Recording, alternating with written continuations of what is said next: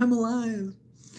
Hooray. Today is good is a Wackadoodle Wednesday. Today is April 29th, 2026, and I'm back with my Wackadoodle Wednesday. So, hey, I feel good. I feel better than I felt for the last couple of days, but I'm on the end of recovery. Good morning, Wyoming, and welcome back to Wackadoodle Wednesdays, the only show where the news burns hotter than a prairie grass fire in August, and the plot twists come faster than a Cheyenne wind gust. Let's begin with our dumpster fire of the week, because this one is a full-blown political telenova. All right, we're going to start with the dumpster fire of the week. Some states get policy debates. Wyoming gets a feud. According to public statements and reporting, the governor and the Secretary of State have been trading accusations, rebuttals, and social media jabs like two cousins fighting over the last piece of funeral potato casserole. One side says the other is spreading social media lies. The other side says the governor's comments are bonkers. And somewhere in the middle sits a burnt wind turbine blade, which has now become the most politically influential piece of scrap metal in the Mountain West. This isn't just a disagreement, this is a season arc. If this were a TV show, the recap would say, previously, as the legislature turns. Thanks for watching. Let's break down the moment that lit the match. A photo of a wind turbine blade, charred, broken, looking like it lost a bar fight with a lightning bolt, gets posted online. The Secretary of State frames it as symbolic of the governor's energy vision. The governor fires back that the whole thing is misleading. So let's run it through the tweet translator, where we decode the subtext behind the subtweets. What the tweet says. Look at this burnt blade. This is what the governor wants. What the tweet means. Behold, citizens, a prop from the world's saddest energy-themed haunted house. What the governor's response says. That's not accurate. What the governor's response means. Sir, please stop tagging me in your scrapyard photography. And that's how a single broken blade became the most talked about object in Wyoming politics since the last time someone tried to ban TikTok in a committee meeting. Hi, how are you doing? It's good to see you.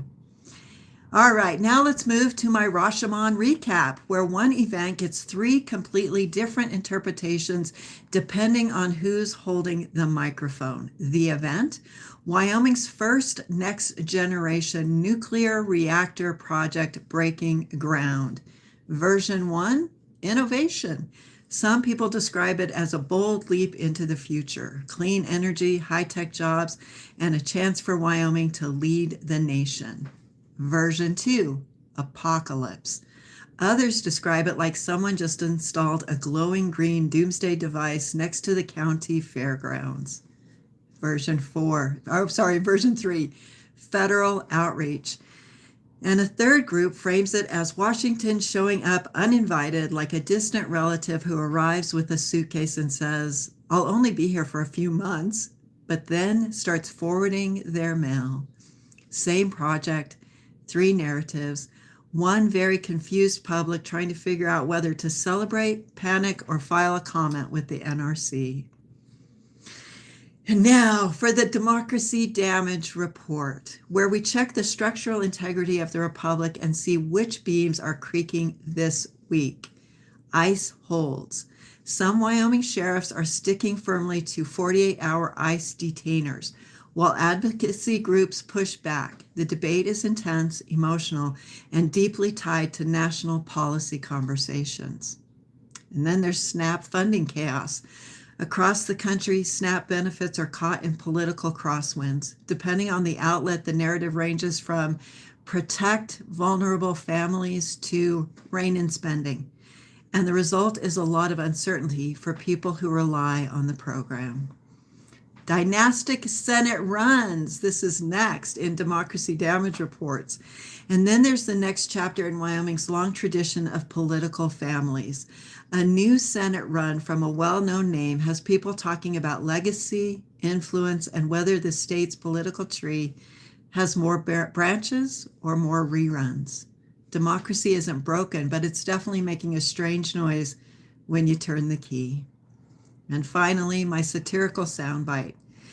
And finally, the line that sums up the whole week. Wyoming's energy future will be powered by wind, nuclear, and petty Facebook fights. If that doesn't belong on a bumper sticker, I don't know what does.